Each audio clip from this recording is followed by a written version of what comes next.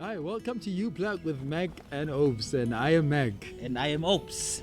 Today we just want to be taking a time and looking into issues that may be trending in society. Just look at a very short segment.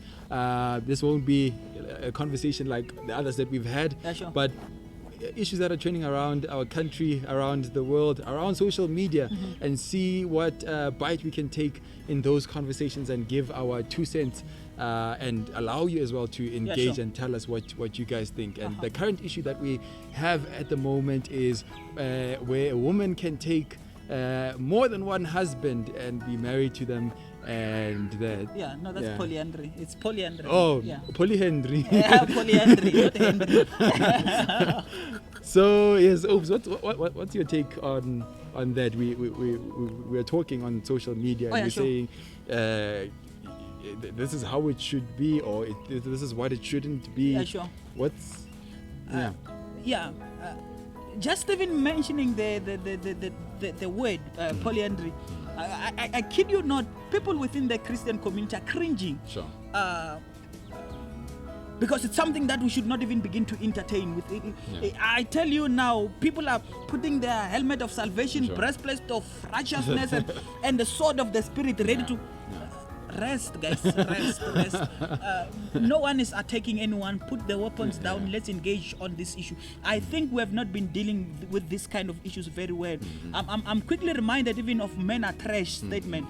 Instead of wanting to look at what is a deeper societal challenge that is being addressed, that is enveloped in that statement, we have not even begun to do that. We just stood and said, not all men are the same. Not all men. We raise big placards and say not all men are the same, or not all men are trash, and stuff like that. And we miss the opportunity to look deeper, and even for us within the Christian community, even look at the biblical solution to this kind of problems. We don't even get to do that because we're already on the other side and saying we're already on the defensive mode.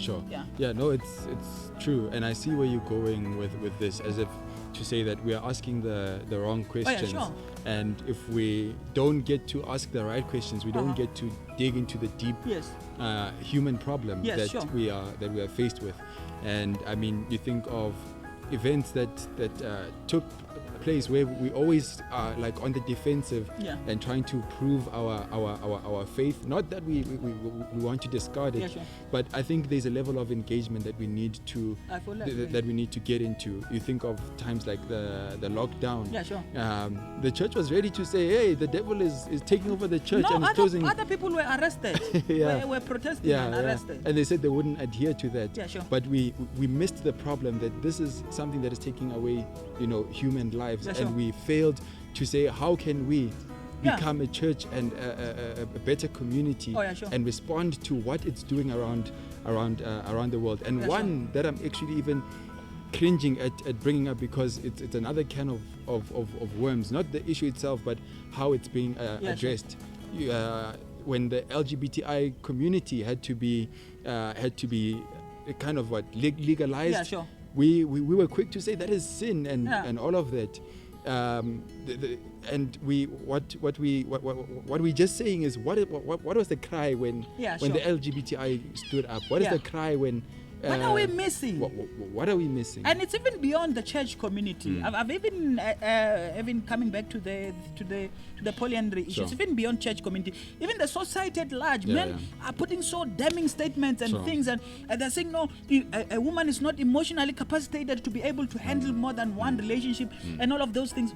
And those things, even if we want to even go to that, we cannot prove that scientifically or whatsoever. For me, I'm saying let's put those kind of things aside. Let's engage. What is the outcry here? I think, Meg, from the conversation that we have had previously prior to this, I think the proposal that we want to even bring to us, the approach that we propose, it's. What are the outcry? What are the challenges that people are going through? What are the challenges that women are going through? Is it an issue of equality? Is it an issue of abuse? Is it the issue of being in a very abusive relationships and being left without any choice? Is it an issue of living and existing within a patriarchal community where you have to continue to prove yourself as a woman, to prove your worth, your abilities and everything? What is it that we are dealing with here? So I think if we can look at that at large, I think we can be able to begin to we can find solution towards that. And the temptation, as you're saying, that we need to look deeper and listen to the cry. The temptation would be to think that we are saying put the Bible aside and let's deal with this. But Jesus himself, he responds to our deepest cries. He responds to these human issues.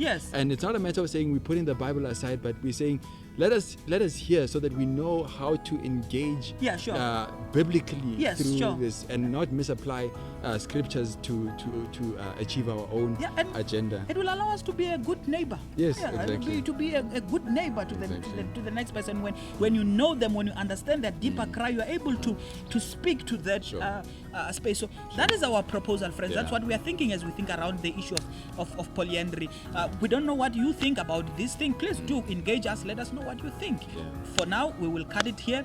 Remain plugged from the two of us. Ciao.